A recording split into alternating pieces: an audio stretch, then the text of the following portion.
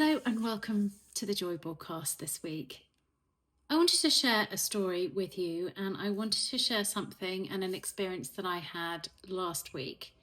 I was incredibly honoured to be invited to share my story at a Yorkshire Ladies Links lunch in honour of two charities, the Leeds Hospital Trust, which holds a great deal of affinity to my heart given the experiences that I've had with my sons and also myself, but also a charity called Hellomynameis. The incredible work of Kate Granger and her husband Chris Poynton. Now, Kate Granger was a doctor in the NHS who was diagnosed with a very rare form of cancer, and while she was going through her treatment, she experienced what it was like to be on the other side of the doctors. And she felt like she was incredibly defined by her illness. And it was only when a porter at the hospital called Brian asked her, "Hello, my name is Brian, and I can see that you're really interested in," I think it was football, he said. And she realised that he was the only person who actually treated her like a human being rather than a diagnosis. And she went on then to do incredible work for which I think she got an OBE or an MBE or incredible work. Please go and look up the charity. Hellomynameis. I'm not doing it justice here, but to go on to improve the bedside manner of doctors around the world. And she became almost like a living legacy. And Chris Poynton, her husband, is now taking that legacy on to raise awareness for the importance of the people who are going through some of the most difficult times of their lives, that they're still human beings.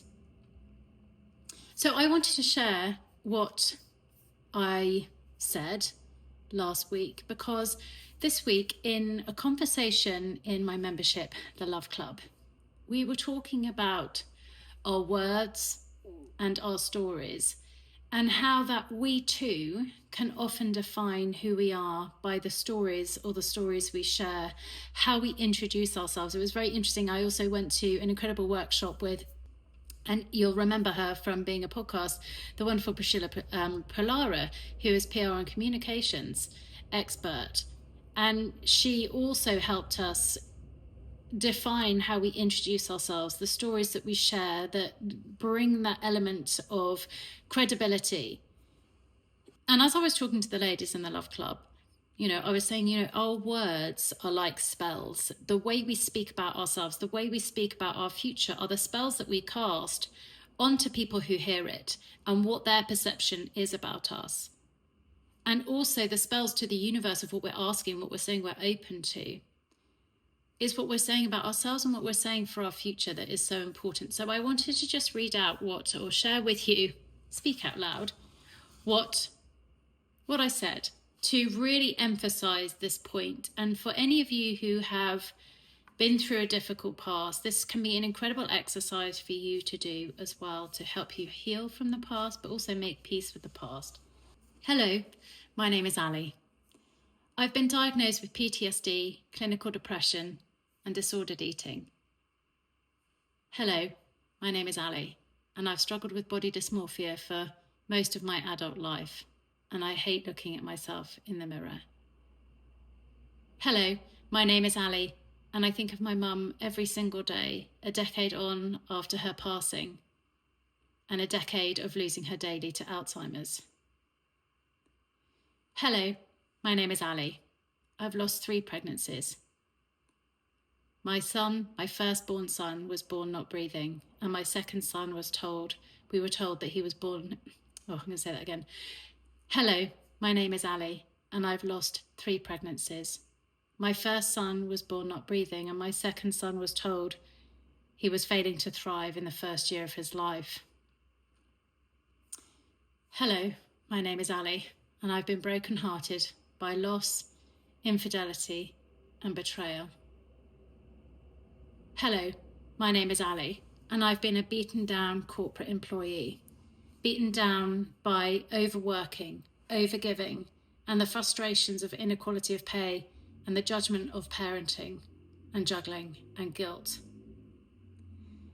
Hello, my name is Ali, and I'm a recovering perfectionist with a very loud inner critic and an imposter with an incredibly sharp tongue.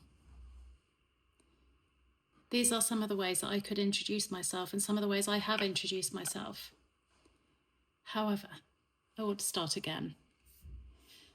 Hello, my name is Ali. Just a couple of weeks ago, I was told that I might look like... Oh, sorry, I'm going to start that bit again. Hello, my name is Ali. And just the other week, someone said to me, you might be 50, Ali, but you look and you act as if you're still 30. I'll take that compliment. Hello, my name is Ali, and I am a mum to two gorgeous, 6-foot, blonde-haired, blue-eyed babies, thanks to the Leeds National Hospital Trust. Hello, my name is Ali, and I've been incredibly lucky to not just marry but fall in love with my soulmate, not just once but twice. I'm going to say that line again, sorry. Hello, my name is Ali, and I have been lucky enough to fall in love and marry my soulmate, not just once but twice. Hello, my name is Ali. I am the daughter of a dad who got married on the BBC One show, arguably to the love of his life. Hello, my name is Ali, and I'm the co-founder of Unique Escapes. It's an award-winning luxury holiday home in the heart of the city of Ripon and in the Nidderdale area of natural beauty. Hello, my name is Ali, and I'm a founder of an international mentoring company in my own name with a podcast that's heading to #1 in the UK. Now, as I said earlier, the values of the charity hellomynameis shares that illness doesn't define us, just like I believe that our stories don't have to define us either. You know, our stories, our hardships, our pain points, and our greatest fears that actually come true don't define us, but we get to choose how we experience the stories that we actually live in life. You know, I could share my story as a sob story, and I could continue sharing my story as a sob story, but I choose to let it be a love story, a joy story. You know, many of you know that in 2016, it was my annus horribilis, the awful year of so much loss, of so much grief, devastation. You know, walking away from a career that I felt that really defined me, that I loved, that I really enjoyed, but felt so frustrated with, losing my mum over and over again, my marriage breakdown, the loss of my identity, the loss of faith and trust in others, the loss and faith of trust in myself. I lost my health and I lost my mind. But what I realized is that all of that burnout, all of that breakdown became my breakthrough. And so my story is that when I left my corporate career, I rewrote my definition of success, and I wrote it as, rather than using the symbols of success that I had before, that next step up on the promotional ladder, the next paycheck, the next faster car, bigger house, the jewels, etc., whatever it was, I wrote down on my notebook and I wrote down in my journal, what is success to me in this era of my life? And I wrote down, I love what I do. Success to me is I love what I do and how I do it. I love who I'm with, and I love myself. I get to look in the mirror and say, I'm so proud of myself, and I love myself for what I'm doing, what I'm creating, and the life that I'm living. You know, and the result of aligning myself to love meant that all of my joy kept amplifying over and over again, and life became so incredibly good that I was able to reframe all of those stories and turn all of those pains and painful stories into a purpose. You know, and 10 years on, this is what I know about love and what I know about joy. You know, what I realize is that it really is a veritable chocolate box. It's like a joy emporium. Joy started off as a tool. Joy in those darkest days was a joy list. I wrote my joy list, the things that brought me a glimmer of joy. And on that list, I wrote things like cuddling my boys and the dogs, eating dark chocolate, writing my blog, reading a book, seeing my good friends, you know, doing some charity work. And I said to myself, if I can just do one thing off my joy list in these dark days, then I know I'm going to be able to experience a moment of joy, a pocket of joy in this darkness. And what I realized, joy was not just a tool, but it became a healer. It became a healer for my body, my health, my mind. It became a healer of my marriage. It became a healer of my belief and faith in other humans and in businesses and career, and the belief in myself. So this joy is a tool and a healer, but I started to use then as a gift. Joy became a gift. I gave it to others. I gave the gift of a daily dose to other people, to show them that if they wrote their joy list, then the science took care of itself, because the daily dose is dopamine, oxytocin, serotonin, and endorphins. And if you listen to the very first podcast, you'll hear me talk about this in great detail. The dopamine is the hit that you get, the hormone that floods your body when you say, yes, I did something, checking off one thing off your joy list. Yes, tick, I did that. Dopamine, flooding your body with that feel-good hormone. Oxytocin is the bonding hormone, the one that makes us feel connected. So cuddling my boys and the dogs, being with my friends, I flooded my body with oxytocin. The serotonin, the feel-good factor that you get when you stand in the sunshine, when you sunbeam, when you go outside, when you talk about your gratitudes. Serotonin flooding your body, and the endorphins. The endorphin is the painkiller hormone, and it's the one that you can flood your body with when you meditate, when you eat dark chocolate, when you surround yourself with people. So the dose, the dopamine, the oxytocin, the serotonin, and the endorphins, every single day when I did one thing off my list, I started to flood my body, and it compounded over and over time, so that by 12 months I'd healed myself happy, which then became the name of my first business, where I shared this daily dose. Then joy became not just a tool or a healer or a gift, it became a lifestyle. In 2023, one of my dearest friends was diagnosed with pancreatic cancer, and James had some heart issues that really gave us this wake-up call. And we decided that joy was going to become the one thing that we created our life around. It became a lifestyle. Joy became a lifestyle choice. We gave ourselves permission to enjoy life, because we'd suddenly had this wake-up call that life was finite, that life was a one chance at it. And we put joy at the center, and we allowed to let go of anything that didn't bring us joy to create space for more joy to come. And we allowed ourselves to have more joy. So that by 2024, when I sat down and I'd started to think about where I wanted to take my coaching and mentoring business, I sat down in front of a whole group of women. And when they asked, who are you and what do you do? I said, hello, I'm Ali Mortimer, and I'm a joy coach. And I said, am I? And I realized that joy had become not only just a brand, it had become a strategy. It became a representation of everything that I wanted to do on life. And it became a strategy for creating more love, more joy, more abundance, more peace.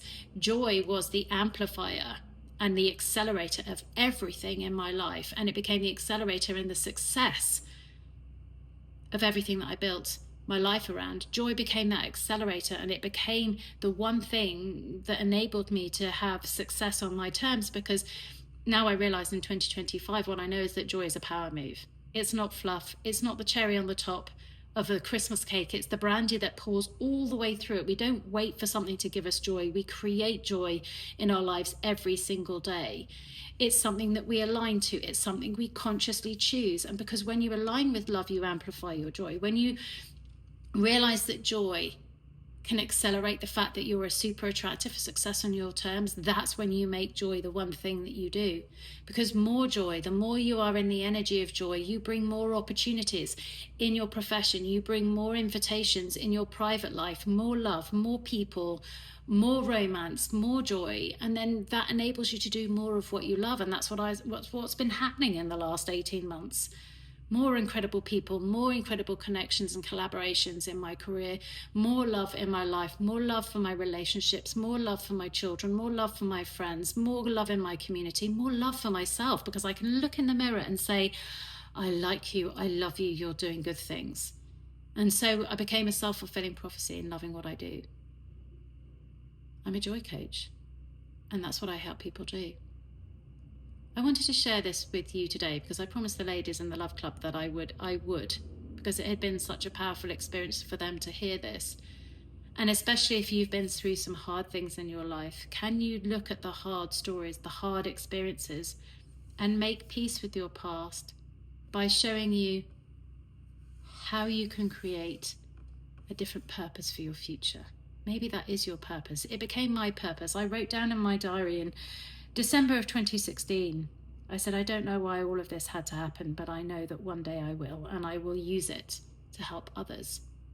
How can you use your pain or your experiences of hardship to help others? What did you learn? What did you do differently? How can you harness the wisdom that you've gathered through all of this? What helped you through it?